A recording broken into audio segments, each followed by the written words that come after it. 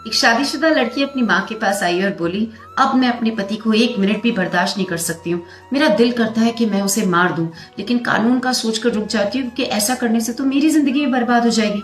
तो माँ बड़े आराम से कहती है, अरे कोई बड़ा मसला नहीं है, मैं तुम्हें एक जहर देती हूँ। ये जहर आहिस्ता आहिस्ता काम करता है, थोड़ा थोड़ा जहर उसके खाने में मिलाकर उसे देती रहना। हाँ, बस इतना ध्यान रखना कि खाना बहुत स्वादिष्ट बनाना, ताकि उसे जहर के होने का अंदाजा ना हो। लड़की ये बात सुनकर खुश हो जाती है। माँ आगे कहती है कि लेकिन एक दिक्कत है, तुम्हारे घर में रोज लड़ाई झगड़ा होता है। पूरे खानदान को, रिश्तेदारों को, पड़ोसियों को, दोस्तों को, सबको पता है तुम दोनों की आपस में नहीं बनती, तो शक तो तुम पर ही जाएगा।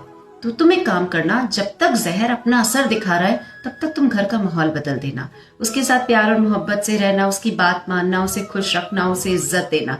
तो लड़की कहती है, ठीक है, कुछ ही महीनों की बात है, मैं ऐसा कर लूंगी। और वो जहर की पुड़िया अपनी माँ से लेकर अपने घर आ जाती है।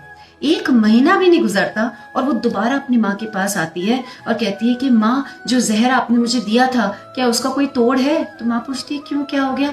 लड़की कहती है, मैंने नियम से कुछ दिन जहर उसके खाने में मिलाकर उसको दिया, लेकिन वो तो बिल्कुल बदल गया है। वो मुझे बहुत प्यार और इज्जत देने लग गया है, मेरा ख्याल रखता है, मेरी बात मानता है, मुझे खुश रखता है। अब मुझे शर्मिंदगी महसूस हो रही है कि मैं क्या करने लगी थी। अब लेकिन मैं कुछ दिन तो जहर उसको दे चुकी हूँ, अब क्या करूँ, अब क्या होगा?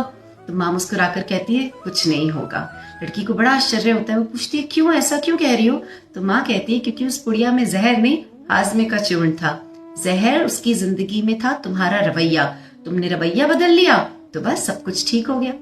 जब मैंने ये कहानी पढ़ी तो मुझे 2 बातें समझ में आई। पहली, हम इंसानों का स्वभाव है, हमें हमेशा खामियां, कमियां, गलतियां सामने वाले में नजर आती हैं।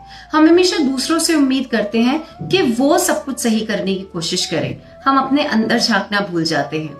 गालिब साहब का एक बहुत अच्छा शेर भी है इस पर कि मैं उम्र भर ये गलती करता रहा, धूल चेहरे पर थी और आईना साफ करता रहा।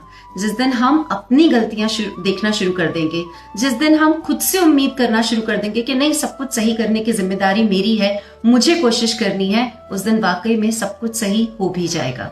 नंबर 2, घर में बड़े बुजुर्गों का होना बहुत जरूरी है, क्योंकि जिंदगी की जो सीख उनके अनुभव से हमें मिल सकती है ना, वो किसी किताब या कहीं और से नहीं मिल सकती।